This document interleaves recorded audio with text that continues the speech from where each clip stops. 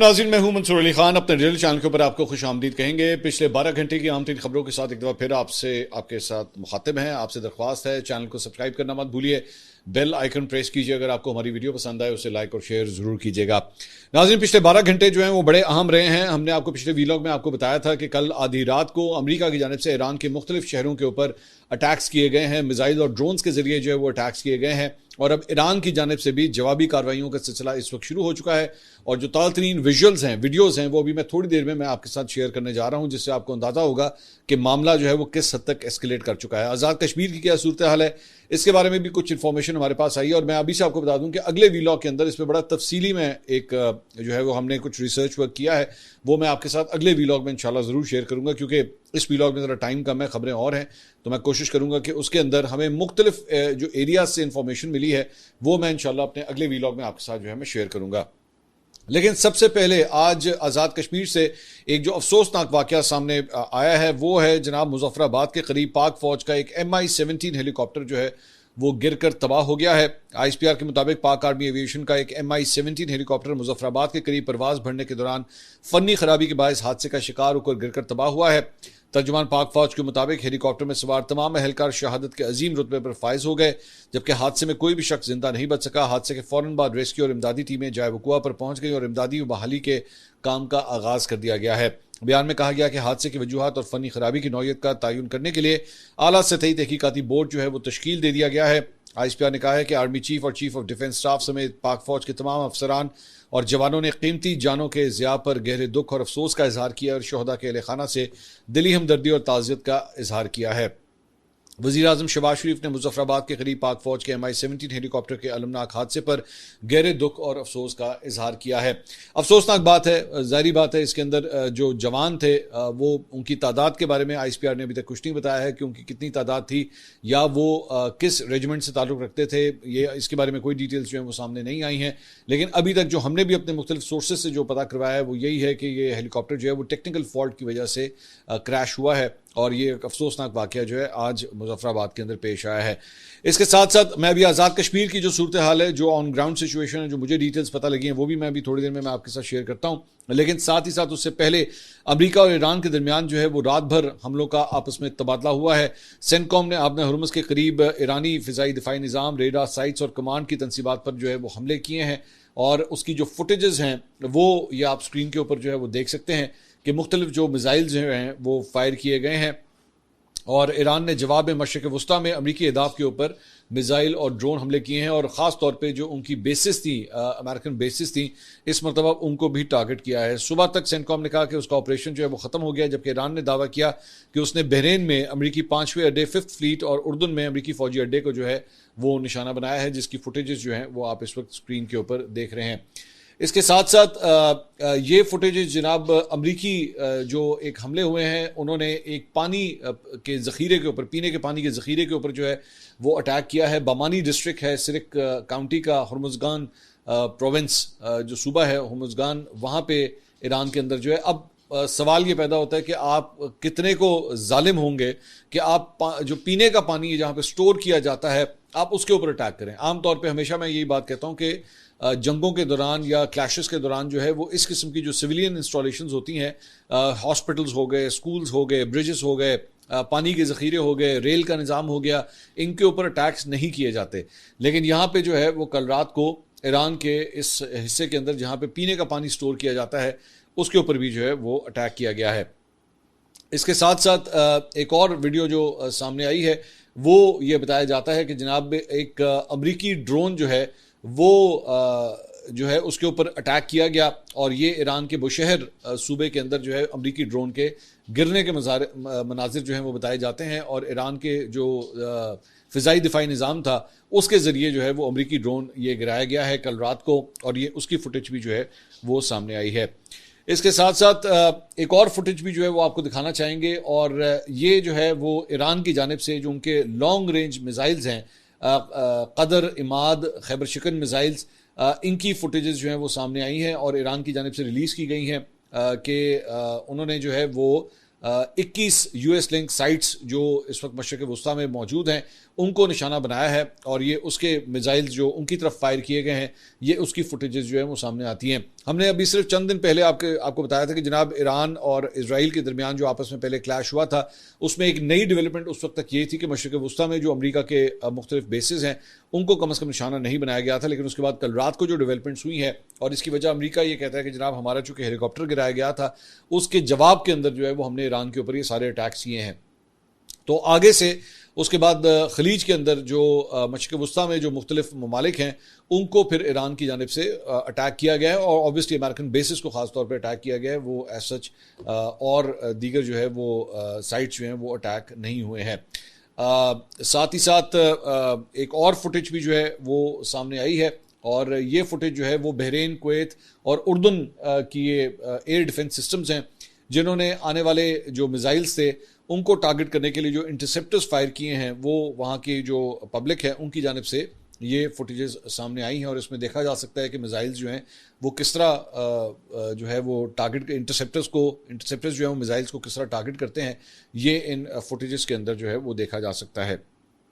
इसके साथ साथ एक और फुटेज भी जो है वो सामने आई है, और ये भी इंटरसेप्टर्स की फुटेज है, और उर्दन के शहर जरका वहाँ की ये फुटेज है जहाँ पे इंटरसेप्टर्स जो हैं वो मिसाइल को टारगेट करने के लिए जो है वो फायर किए जा रहे हैं। रात के वक्त की ये फुटेज है, और इसके अंदर जो है मिसाइल को नाकारा बनने के लिए बेसिकली मिसाइल बताया गया है कि अजराक एयरबेस की तरफ जो है वो जा रहा था जब इन इंटरसेप्टर्स को जो है वहाँ पे फायर किया गया है। इसके अलावा पाकिस्तान इनकलाब ने दावा किया है कि उसने तवील फासले तक मार करने वाले मिसाइल इस्तेमाल करते हुए अमरीकी अड्डों के 4 बड़े हदाफ को निशाना बनाकर तबाह कर दिया है। पाकिस्तान इनकलाब ने कहा कि इनमें F-35 के हैंगर्स और उर्दन के इलाके अल अजरक में एक अमरीकी फौजी कमांड और कंट्रोल मरकज जो है उसे निशाना बनाया गया है। पाकिस्तान इनकलाब ने दावा किया कि उसने उर्दन में जदीद अमरीकी F-35 लड़ाका तैयारों के हैंगर्स को खैबर शिकन ठोस ईंधन वाले मिसाइलों से निशाना बनाया है। इसके अलावा उन्होंने अपने बयान में कहा है कि उसने आपने हुर्मुज़ में जारी फ़िज़ाई लड़ाई के दौरान एक MQ-9 ड्रोन, जिसकी अभी थोड़ी देर पहले मैं आपको फुटेज भी दिखा रहा था, उसे भी मार गिराया है। इसके अलावा अमरीकी सेंटकॉम ने 9 जून को ईरान के खिलाफ अपने दिफा के तहत कार्रवाइयाँ मुकम्मल की हैं। सेंटकॉम की जानिब से ट्वीट किया गया, उन्होंने कहा ये हमने जो है वो अपनी कार्रवाइयाँ मुकम्मल की हैं, और जो हमारा अपाची हेलीकॉप्टर गिराया गया था ये उसके जवाब में ये सब कुछ किया गया है। सेंटकॉम के अफवाज ने आपने हुर्मुज़ के करीब ईरानी फ़िज़ाई दिफाई निज़ाम, ज़मीनी कंट्रोल स्टेशनों और निगरानी के रेडार मराकज़ को अमरीकी फ़िज़ाइया और बहरिया के जंगी तैयारों से दागे गए इंतहाई दुरुस्त हथियारों के जरिए जो है निशाना बनाया गया, ये कहना है सेंटकॉम का। अब इसके बाद तेल की कीमतें जो हैं वो उसके अंदर जो है हमने देखा कि पिछले 24 घंटे के अंदर जो है इन क्लैशेस के बाद जो है वो काफ़ी फ्लक्चुएशन जो है वो नज़र आई। इस वक्त अलबत्ता फ्यूचर मायदों के हवाले से जो ब्रेंट ऑयल है उसकी प्राइस जो है वो 91.70 के ऊपर $91.70 के ऊपर जो है वो फी बैरल इस वक्त ट्रेड की जा रही है। साथ ही साथ CNN ने ये रिपोर्ट किया है कि इस वक्त जो डेवलप्ड कंट्रीज़ हैं या मालदार ममालिक अगर आप कहें तो उनकी जो तेल के ज़खायर हैं वो 23 साल की कम तरीन सतह के ऊपर जो है इस वक्त रिकॉर्ड किए जा रहे हैं। यानी तेल का ये जो बहरान है वो उनको किस हद तक तकलीफ दे रहा है वो इससे आप अंदाज़ा लगा सकते हैं। और अपनी रिपोर्ट में उन्होंने कहा है गुज़िश्ता रोज़ अमरीकी महकमा तवानाई की पेशगोई करने वाले इदारे ने कहा है कि दुनिया के अमीर तरीन ममालिक में तेल के ज़खायर इतने कम नहीं रहे थे जितने अब हैं, और ये सतह आखिरी बार उस वक्त देखी गई थी जब जॉर्ज बुश व्हाइट हाउस में मौजूद थे। महकमा तवानाई के मुताबिक रवां सहमाही में आलमी तेल के ज़खायर में रोज़ाना 6.3 मिलियन बैरल कमी मुतवक्के है, जबकि तीसरी सहमाही में मजीद 7.66 मिलियन बैरल रोज़ाना जो है वो कमी का इम्कान है। इसके साथ साथ आज़ाद कश्मीर के हवाले से अब ज़रा आपको अपडेट देना चाहेंगे, और अब तक की इतलात के मुताबिक मुजफ्फराबाद में शट डाउन और पहिया जाम हड़ताल जो है वो आज भी है। ये चंद तस्वीर जो है वो मुख्तलिफ शहरों की जो है वो सामने आई है, जिसके अंदर देखा जा सकता है कि वहाँ के जो कारकुन हैं जो जॉइंट अवामी एक्शन कमेटी या जैक जिसे कहा जाता है उसके कारकुन जो है वो मुख्तलिफ जगहों के ऊपर ये एहतजाज कर रहे हैं। पुलिस की जानिब से जो है वो फ्लैग मार्च भी मुजफ्फराबाद के अंदर किया गया है, और कोटली के अंदर भी जो है वो आज इस वक्त मुकम्मल शट डाउन वहाँ पे हड़ताल है। भिम्बर में कुछ मार्केट्स और दुकानें खुली हैं, और सड़कों के ऊपर फिलहाल ट्रैफिक भी जो है वो देखी जा सकती है। पलंदरी से काफिला जो है वो आज सुबह रावलाकोट की तरफ रवाना हुआ है, और इस दौरान दुकानें वहाँ पर बंद रहीं। काफिलों ने रावलाकोट पहुंचना है, इस हवाले से शहर में फौज की पेट्रोलिंग जारी है, जबकि शहर में जो है वो मुकम्मल शटडाउन हड़ताल है। हमारी इतलात के मुताबिक जो हमें मुख्तलिफ रिपोर्ट्स आ रही हैं इसमें से जो कारकुन इस वक्त जैक के साथ या जॉइंट अवामी एक्शन कमेटी के साथ वहाँ पे मौजूद हैं उनमें से कई लोगों के पास जो है वो जदीद तरीन असलहा भी वहाँ पे मौजूद है। और जाहिर बात है सबसे बड़ा कंसर्न इस मामले में ये है कि अगर क्राउड के अंदर जहाँ पे असलहा मौजूद हो और दूसरी जानब सिक्योरिटी के एहलकारों के पास भी जो है वो असलहा मौजूद हो, तो उसके बाद क्लैश के इम्कानात जो है वो ज़्यादा हो जाते हैं और उसकी वजह से ख़तरनाक सूरत हाल जो है वो डेवलप हो सकती है। लेकिन सबसे बड़ा सवाल जो है वो ये है, मैंने किसी से एक सोर्स से वहाँ से मैंने पूछा कि जी इनके पास इतना जदीद तरीन असलहा जो है वो किस तरह इनके हाथ में जो है वो आ गया। तो उन्होंने कहा कि जनाब ये बहुत से जो ऐसे लोग हैं उनके पास ये असलहा जो है वो अब से नहीं है, पिछले 30-35 साल से जो है वो जदीद तरीन असलहा वहाँ पे तकरीबन हर घर के अंदर ही वहाँ पे मौजूद होता है, सिक्योरिटी रीजंस की वजह से या जो भी रीजंस हो।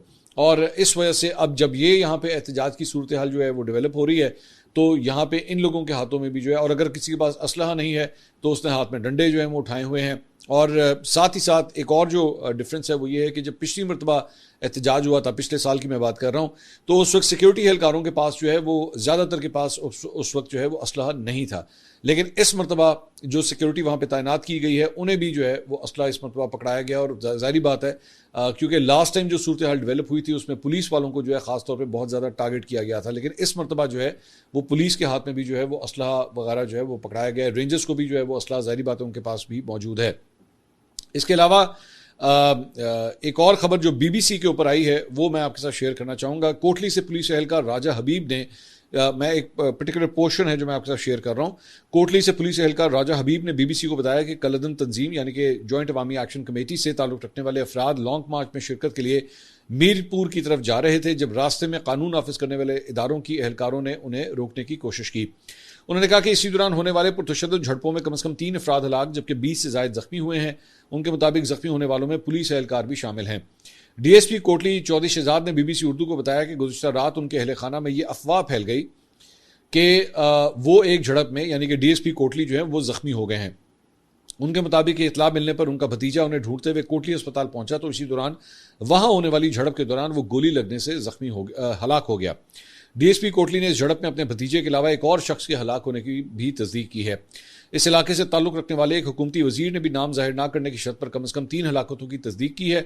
आज बीबीसी उर्दू से बात करते हुए कमिश्नर पूंछ सरदार वहीद ने बताया कि कलदम करार दी जाने वाली तंजीम के कारकुन मीरपुर शहर से निकल आए हैं और इस वक्त हजेरा नामी इलाके के करीब हैं। उन्होंने कहा कि इन मुजाहिरीन की तादाद 3 से 4 हज़ार के दरमियान है। कमिश्नर सरदार वहीद के मुताबिक इन मुजाहिरीन का आगे रावला कोर्ट के मुकाम पर इकट्ठे होने का मंसूबा है, लेकिन चूंकि शहर में दफ़ा 144 नाफिज है इसलिए मुजाहिरीन को इकट्ठा होने की इजाज़त नहीं दी जाएगी और कानून पर अमल दरामद जो है करवाया जाएगा। अब इसका मतलब है ये जो मैं बात आपसे कर रहा हूँ ये एक इमिनेंट क्लैश जो है वो सामने नजर आ रहा है। मेरी इतलात के मुताबिक जो मुझे आज के हवाले से कम रिपोर्ट मिली है, ये जो क्रॉस फायर हुआ है या फायरिंग हुई है, चले मैं ये लफ्ज़ इस्तेमाल कर लेता हूँ, उसके अंदर 2 वहाँ पे राहगीर भी जो हैं वो शहीद हुए हैं और जिनमें से एक खातून बताई जा रही है। अब मैं दोबारा यहाँ पे सवाल करता हूँ कि उन राहगीरों का क्या लेना देना था इस सारी चीज़ के साथ, या ये जो डीएसपी के जिस तरह वो बता रहे हैं कि भतीजे मेरे जो थे जो उनको ढूंढते ढूंढते हॉस्पिटल चले गए, आखिर उनका क्या कसूर है। My point for both the sides is कि आपके इन क्लैशेस की वजह से जो आम आवाम है जिनका कोई लेना देना नहीं सारी चीज़ के साथ, जिनकी ज़िंदगियाँ इस वक्त मफलूज हो गई हैं, वो दिहाड़ीदार मजदूर बेचारा जो आज काम नहीं कर पा रहा वहाँ पे, उसने अपने बच्चों का पेट पालना है, 2 वक्त की रोटी अरेंज करनी है, उसका क्या कसूर है सारे मामले के अंदर। या वो जो राहगीर थे वो उनकी फैमिली जो है वो इस खून का बदला लेंगे तो किससे लेंगे, उनको क्या पता किसने गोली चलाई, कुछ नहीं पता उनको। इसके अलावा ये जो बीबीसी के ऊपर जो है वो रिपोर्ट के मुताबिक इन मुजाहिरीन का आगे उन्होंने कहा कि मुजाहिरीन की चंद टोलियों के मंग और दीगर इलाकों में जमा होने की भी इतलात हैं। सरदार वहीद खान का कहना था कि सूरत हाल को देखते हुए पुलिस और पैरा मिलिट्री फोर्सेस के जवानों को मुख्तलिफ इलाकों में तैनात किया गया है। दूसरी जानब रावला कोर्ट के मुकामी सहाफ़ी जुनैद के मुताबिक पुलिस की गाड़ियों में लगने वाले लाउड स्पीकर से शहर भर में ऐलानात करवाए जा रहे हैं, जिसमें शहरियों को मुतनब्बे किया जा रहा है कि वो दफ़ा 144 4 या 4 से ज़ायद अफराद के इकट्ठे होने पर पाबंदी करें और बिला ज़रूरत घरों से फ़िलहाल ना निकलें। तो यानी सूरत हाल जो है वो काफ़ी हद तक वहाँ पे टेंस है। इसके अलावा सीनियर जर्नलिस्ट हसन अयूब ने इसके ऊपर जो है वो ट्वीट किया। उन्होंने कहा मोतबर ज़राए से मौसूल होने वाली इतलात के मुताबिक बाज़ मुसल्लह अनासिर अवामी ज़िंदगी और अमन अमान को तशद्दुद के ज़रिए मुतासिर करने की कोशिश कर सकते हैं। हुकूमत आज़ाद जम्मू कश्मीर और रियासती इदारों ऐसे हर गैर कानूनी और पुरतशद्दुद इक़दाम की रोकथाम के लिए मुकम्मल तौर पर तैयार और पुरज़म है जो रियासती अमलदारी, अवामी सलामती और मामूलात ज़िंदगी को चैलेंज करे। कानून की हुक्मरानी को यकीनी बनाने और अमन अमान बरकरार रखने के लिए तमाम ज़रूरी और मुनासिब इक़दाम बिला इम्तियाज़ अमल में लाए जाएँ। एक और जर्नलिस्ट है शबीर डार, उन्होंने भी ट्वीट किया। उन्होंने कहा कौमी असम्बली या सूबाई असम्बलियों में ये नशिस्तें कैसे रखी जा सकती हैं। एक ये प्रपोजल भी जो है वो दी जा रही थी कि जनाब महाजरीन जो हैं जिनकी सीटें एक्चुअली आज़ाद जम्मू कश्मीर के अंदर उस असम्बली के अंदर ये 12 नशिस्तें मौजूद हैं, इनकी नशिस्तों को एक्चुअली ट्रांसफ़र कर दिया जाए कौमी और सूबाई असम्बली, पाकिस्तान की जो कौमी और सूबाई असम्बलियाँ हैं उसके अंदर शिफ्ट कर दिया जाए। उन्होंने कहा कि उनको किस तरह शिफ्ट किया जा सकता है जबकि महाजरीन कश्मीर की अपनी रियासत का एक आज़ाद खिता मौजूद है। रेफरेंडम की तजवीज़ को अवामी एक्शन कमेटी के सामने रखा गया, उन्होंने नहीं माना। हाँ, कशीदगी ख़त्म करने के लिए इन 12 नशिस्तों पर इलेक्शन मुलतवी किया जा सकता है जब तक तो कोई काबिल कबूल हल पर इतफाक़ नहीं होता। अब इस सारे मामले के अंदर एक बड़ा इंपॉर्टेंट एलिमेंट ये है कि अगर आपने इस चीज़ को रिजॉल्व करना है, कोई भी आपने उसको एक आइनी कवर देना है, कानूनी कवर देना है, तो उसके लिए बहुत ज़रूरी है कि आज़ाद जम्मू कश्मीर की जो असम्बली है वो इन सेशन हो, वो वहाँ पे मौजूद हो, इलेक्शंस हों, उसके बाद वो लोग जो हैं वो इलेक्शन के अंदर आएँ।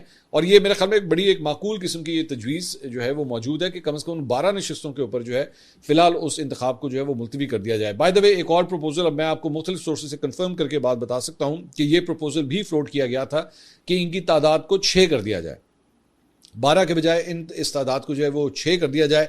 लेकिन जॉइंट अवामी एक्शन कमेटी ने इस तजवीज़ को भी जो है वो रद्द कर दिया। मैं दोबारा बार बार यही बात कर रहा हूँ कि चीज़ों का हल जो है वो बैठ के ही रिजॉल्व होता है, सिर्फ और सिर्फ हटदर्मी के ज़रिए या खून खराबा बहाने के ज़रिए जो है वो हल नहीं होता। मेरी इत्तलात के मुताबिक आखिरी जो जॉइंट अवामी एक्शन कमेटी के जो मुज़ाकरात हुए थे उसके अंदर जो है वो उठते उठते अवामी एक्शन कमेटी के जो मुख्तलिफ रहनुमा थे उन्होंने ये बात कही वहाँ पे जो विफाक से मुख्तलिफ लोग गए हुए थे कि जनाब अब आपसे जो है वो सड़कों के ऊपर ही मुलाकात होगी। तो माइंड सेट, जबकि मेरी इत्तलात के मुताबिक उन्होंने कहा गया कि आइए इसका बैठ कर हल निकालते हैं, अभी आप सिर्फ अपना जो एहतजाज है उसको मुलतवी कर दीजिए, इसको 1 महीने के लिए मुलतवी कर दीजिए, हम इसका कोई ना कोई हल जो है वो निकाल लेंगे। लेकिन उनकी ये बात जो है वो रद्द कर दी गई।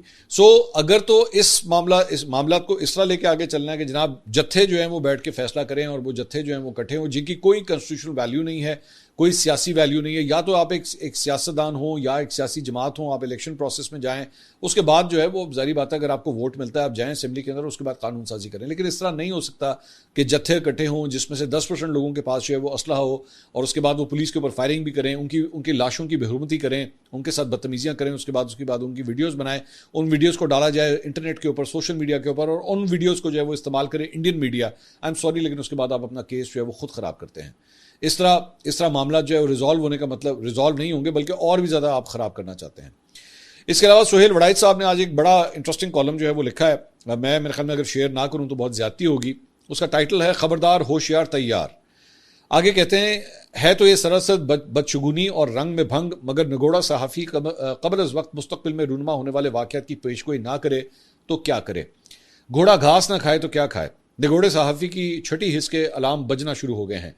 भारी दिल के साथ लिख रहा हूं कि अगरचे हुकूमत इस वक्त अपने अरूज के निस्फुल अनहार पर है, बज़ाहिर सब कुछ ठीक चल रहा है, मगर इस अरूज के बाद जुलाई से इसका जवाल की तरफ सफ़र जो है वो शुरू हो जाएगा। ये तज्जिया है, खबर नहीं। हुकूमत के जाने की 2 और वजूहत भी होती हैं, वो होती हैं मुआशी और सियासी। ये दोनों वजूहत मौजूदा हुकूमत के जवाल की बुनियादें खोद रही हैं।